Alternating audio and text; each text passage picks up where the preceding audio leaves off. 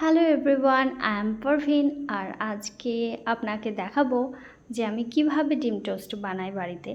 খুবই ইজি এবং সহজ রেসিপি।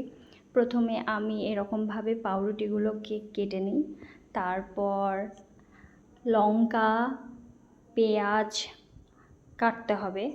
আমি কাটাকুটি করতে পারি না, আমার খুবই অসুবিধা হয় করতে, মানে পুরো এক ধরনের স্ট্রাগল এটা আমার কাছে।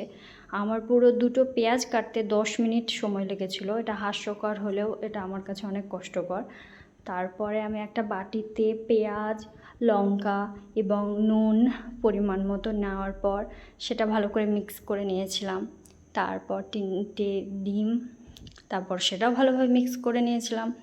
তারপর কড়াইয়ে গরম তেল দেওয়ার পর ভালো করে গরম হওয়ার পর সেখানটায় আমি এই ডিমটা দিলাম।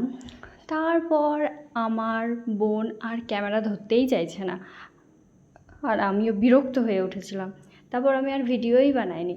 যাই হোক, এরকমভাবে ডিমটা দিয়ে দেওয়ার পর একটু ওই পাউরুটিগুলো দিয়ে এরকমভাবে বানাতে হয়। দেখতে এটা ঠিক এই রকম লাগছিল, কিন্তু খেতে এটা সত্যি খুবই ভালো হয়েছিল। আমি ভাবলাম যে কি বাজে হয়েছে, তো একটু খেয়ে দেখি।